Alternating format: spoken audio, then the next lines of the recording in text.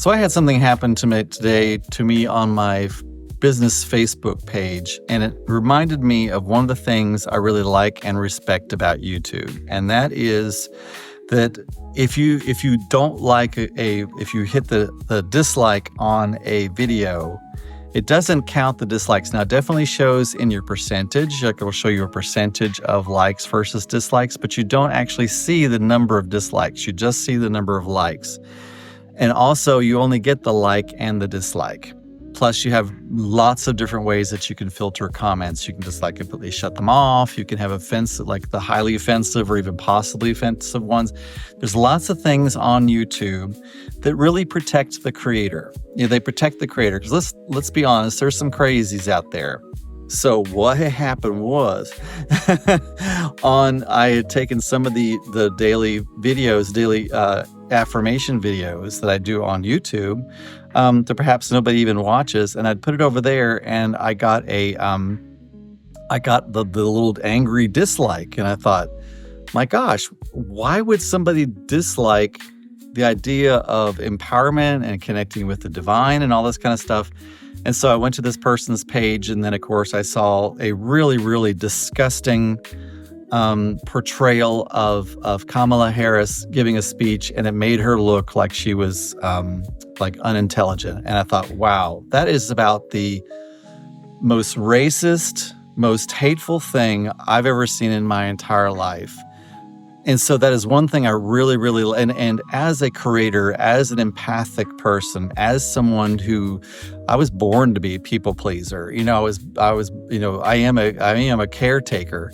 I am very affected by what people think, and that is something, though, that is changing as I'm 61. It's also something that has changed since my little brother, who had to have 24/7 care, passed away a month and a half ago. My cares about what other people think are quickly going away. That's one thing that really happens with wisdom and with age, is you start letting go of your cares. There's another way to put that, but it's basically saying that your F's are all spent, and that's about where I am. And so luckily with the Facebook, what I was able to do is I was able to just block her. But it reminded me of an experience I had on Facebook where I had gone on there and I had created this group specifically for queer men. It was specifically for them, right? It was not for anybody else.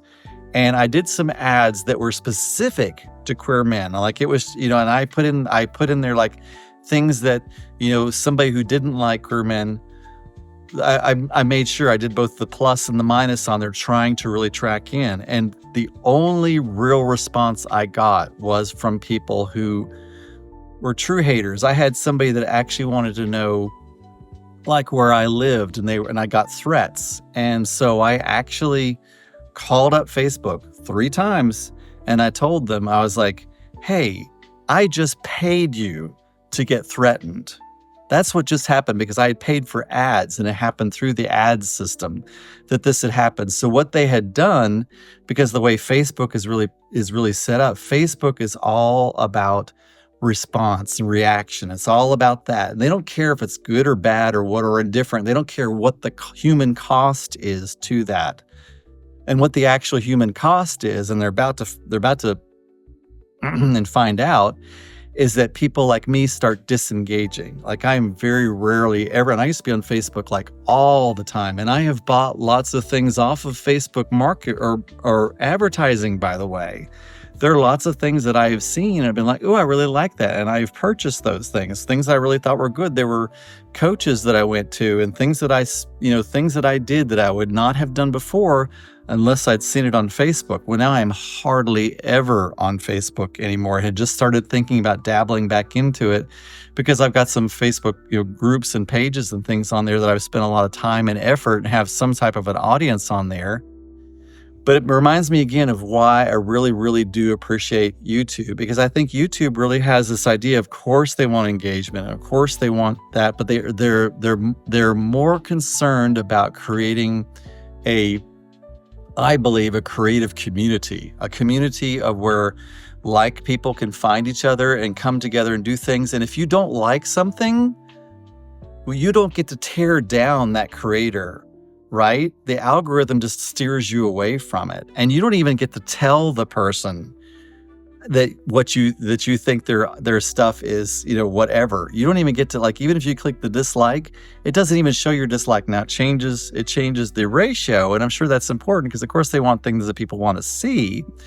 But at the same time, it blocks that, right? And so I really, really appreciate that about YouTube. And so what it does for me is it makes me want to create more on YouTube, have more community, find like-minded people that want to connect and want to find ways to grow and expand. Because at the end of the day, I'm not trying to shove anything down anybody's throat whatsoever. However you believe and however you live is amazing, as long as you're happy with it and you stay in your ballpark, right? And I'm not over here to mess up your ballpark, but I'm going to show you my ballpark and you can decide whether or not to come, or you can decide to stay away. Fine with me either way. And what made me think of a few things. So I took some notes. So I'm going to read from my notes. One thing that I've always believed is a weak mindset is one that needs you to believe the same thing they do. So what I'm saying to you is, if I were to tell you my viewpoints and how I live life, and I were to argue you to the death because it was so important for you to believe the way I did, that would show you that I don't really even believe what I'm saying. Because the truth of it is that truth doesn't argue. Now, truth is something that's ever evolving, ever growing, and truth absolutely is a personal thing as well. But when I stand in my truth, I have no need to argue. If I truly am in a centered place where I know something is true, especially true for me and in my life, and it works for me, I'm not going to argue about it. I'm just not going to. My value and the way I live and who I am is not up for really even discussion. It's not up for you to tell me how that does or doesn't work. And the same is for you, right? If you're truly standing in your truth, if you truly are authentic and you truly know who you are, and that is where you find joy and peace and happiness, I will never try to get you to change whatsoever. I want joy, peace, and happiness and fulfillment for you. And the point of it is, I don't think you need to believe exactly like I do for you to experience that, because that is your truth. And as long as it's true and authentic for you, and not just some kind of manufactured truth that you don't have your own truth, so you're having to borrow this truth from somebody else that's telling you what truth is, because that's a lot of what you're seeing happen nowadays. You're seeing a lot of people that are listening to these pundits, they're listening to these powerful people that are telling them this is truth. And because they can't find their own truth, they're not willing to do the work, the internal work to find their own authenticity, the internal work to find their own truth. They just snatch onto that. Those are the people who will argue you to the death because they need you to believe the same thing they do, because they don't truly believe it themselves. They know in their heart of hearts, they know at the core of their being, it's not true. However, in order to substantiate the lie that they're living, they have to get you to believe it. So when you hear somebody truly arguing with you, like they just can't let it go. They can't let you just be in your own zone and live your own life and live your own authenticity, and you are in joy and you're in truth and you are in your own space, and somebody else is trying to knock you off of that. Understand that they aren't living in their truth. And the problem is you living in your truth, you living in your authenticity, and you living in your own joy, and they can see that and sense it and tell. That disturbs them so much because they aren't willing to do the work that you did to get there, that they have to get you to change your mind to say and believe what they do, so that it substantiates that it is true. So I know that's a lot, but I hope you really kind of got the concept of that. And I'm hoping that whoever needs to hear this is hearing this, because this was a big truth for me, something that really, really came through. And I was like, oh, they don't really believe it. They don't believe this garbage that they're out there trying to say and all this volatility that they're starting to try to get other people. I mean, when you see people that are doing like the most ludicrous, most harmful things in the name of, these higher ideals, that is when you understand those people are not standing in the space of truth, because the means do not substantiate the ends. If an end is truly good, the means to get there is going to be good too. Because something that I've learned in my 61 years is however you are in the journey is exactly, if not even more so, than you're going to be there when you get there to arrival. If you were on a trip, let's say to Florida, and you argue with your family the whole way, when you finally get to your destination in Florida, you've unpacked, you're in the condo, you hear the beach and the gulls and it's beautiful and sunny. Trust, you're still going to be pissed and you're going to have an awful week. But if you have a fun time on the journey down there, it could be raining all week long. It could be a squall. It could be, technically terrible, and you will have a blast. You'll have even more fun because you'll be able to laugh about it and just have a good time. So the means never justify the ends. If the end is good, the means are going to be good too. So if you see somebody taking you on a journey or going on a journey themselves that is obviously not as they're prescribing where they're trying to get to, it's never going to be that way. It's just never, ever is.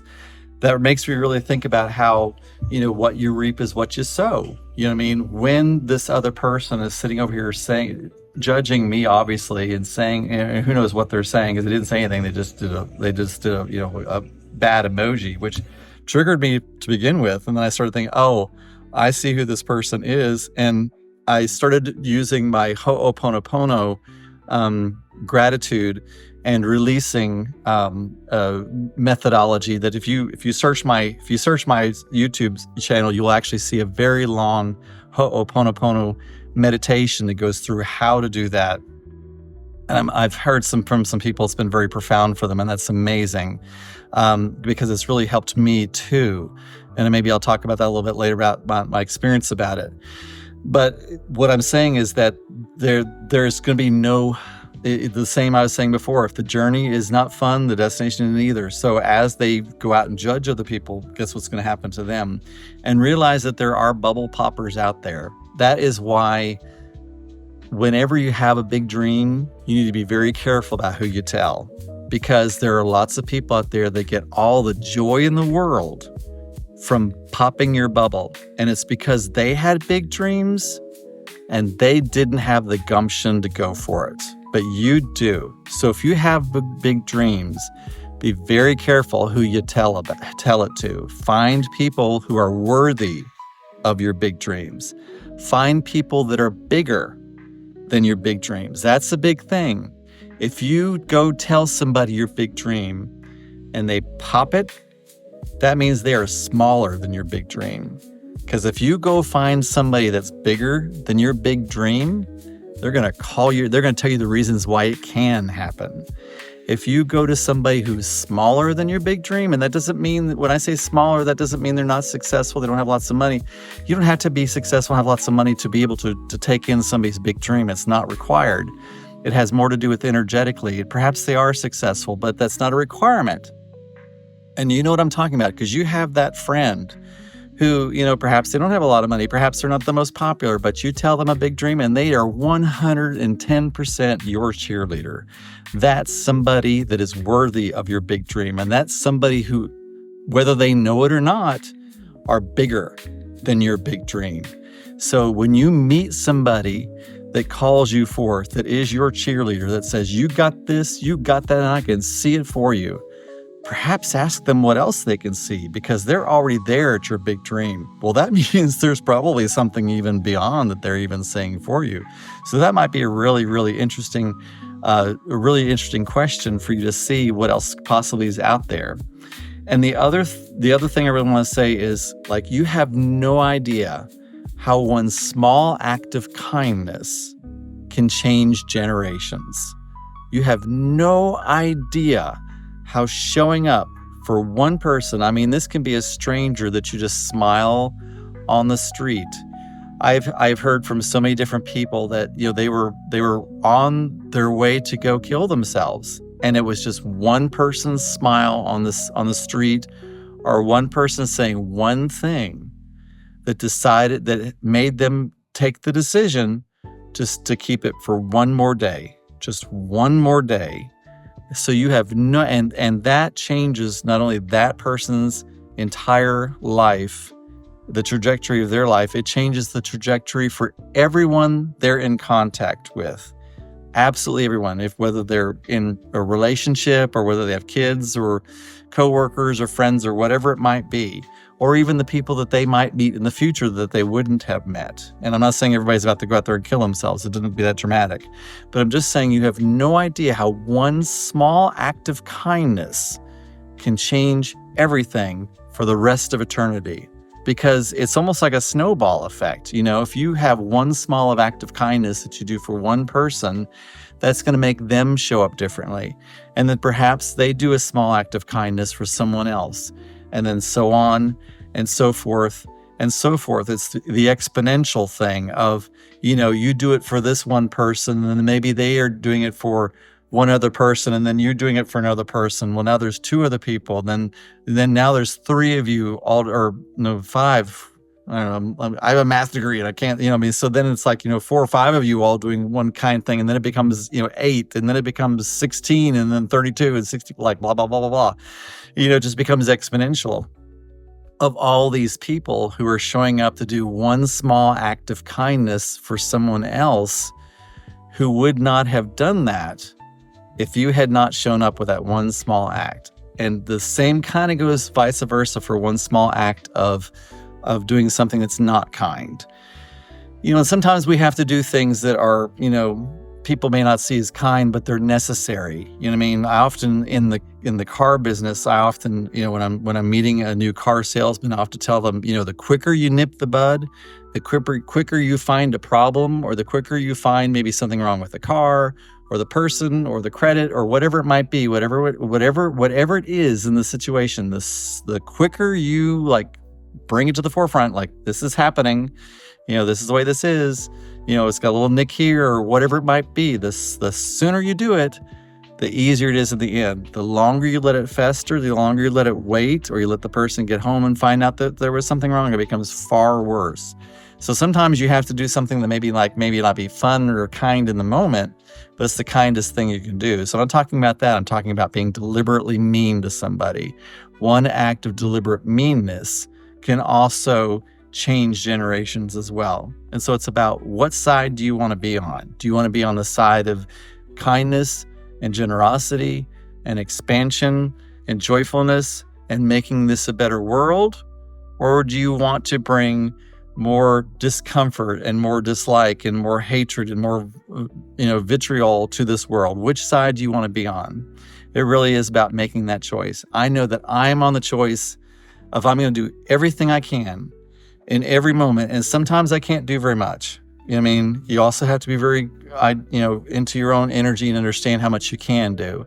But I am making a decision and a promise that I will do absolutely everything I can in the moment to be as kind as I am able to, and to show that kindness, and not in a way that's like showy, and not in a way that like you owe me anything, but giving kindness because it feeds me. When you give kindness because it feeds you, and that is your payment, just the actual act of kindness pays you, that's amazing. That's unconditional kindness. In other words, there's nothing that is needing to happen in a reciprocatory way. You don't owe me anything. I'm being kind and doing kindness because it feeds me and because it makes me joyful. Now, if there's something you want to do, that's great. But, you know what I mean? Sometimes people will try to pay back my kindness, and I almost kind of don't want them to, because it's almost like I got to be kind, and I got to be kind just to be kind without it meaning anything else. But anyway, me. I hear grandfather ramble. I'm so glad that's so popular now on YouTube because I got that in spades. But anyway, so that's just one thing I want to talk about today. I wanted to really just kind of get that out there, and that's, I'm showing up as authentically as I possibly can on this channel now. And so I'm going to be talking about the real life things that I go through, as a person who spent, thousands of hours and thousands of dollars, going through workshops and, tantric trainings and got a master's degree, like all these things I did,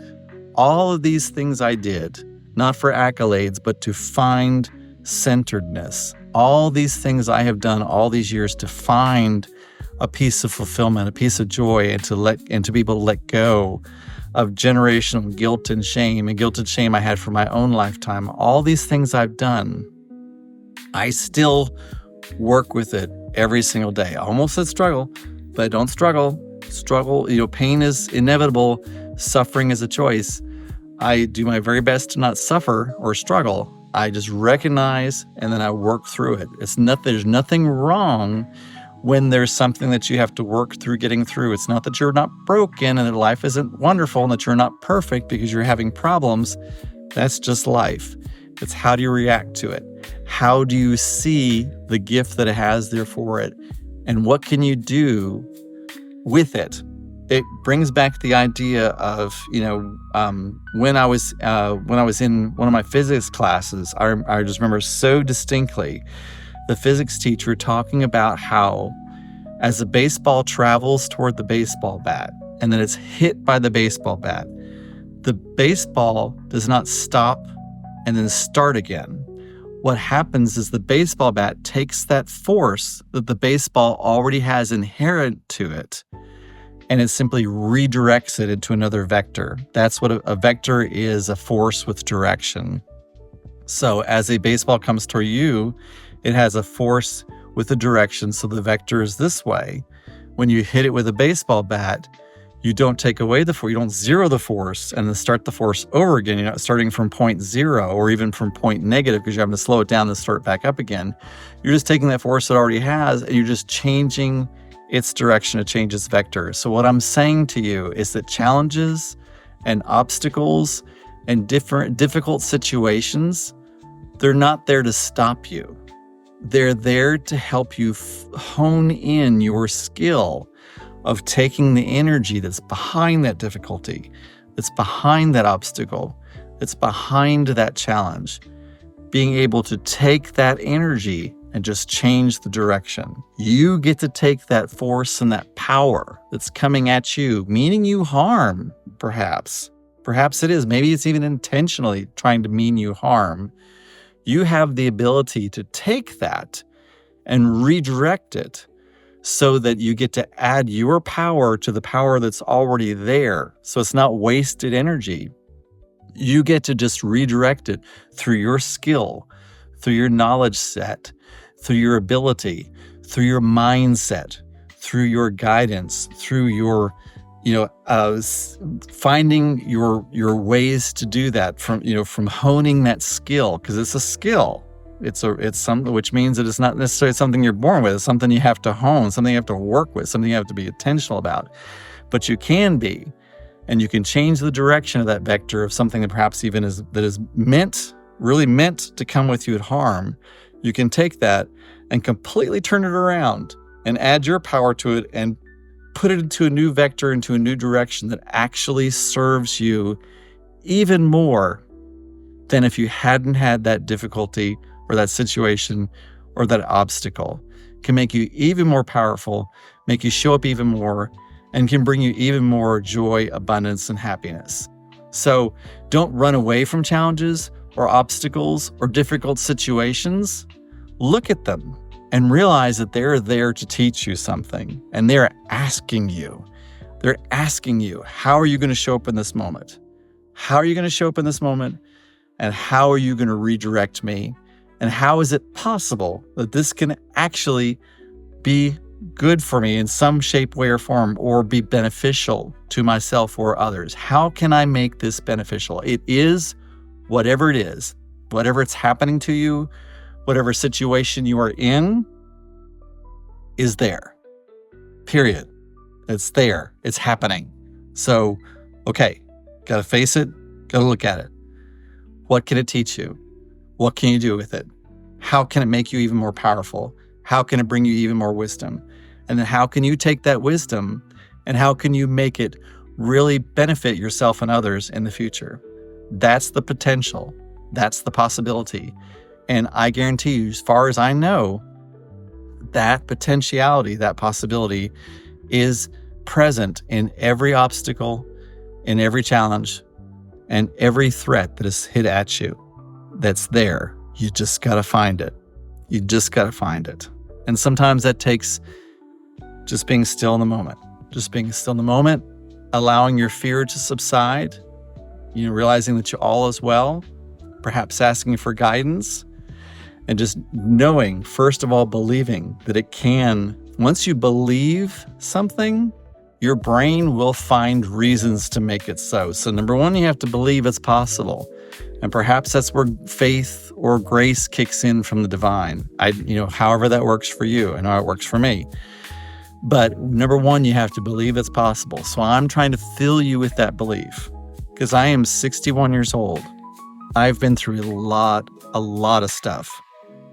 And when I say a lot of stuff, I'm talking not your garden variety. I'm talking like real life stuff. And I'm telling you that it's made me the person I am today. And I like me. And I've been able to help a lot of people just by showing up as me. And that's the most wonderful, beautiful gift. I am so abundant and so grateful. And I'm grateful that perhaps you've watched this. Maybe you haven't. And that's okay. I felt like creating it. So here it is to the universe. Until later, love, peace, release. Please like, comment, subscribe. Let me know perhaps what challenge or obstacle that you're facing and how we can come together as a community and help hold you in a space that finds out that new growth, new abundance, wisdom is possible for you in this situation. Again, love, peace, and release. Bye for now.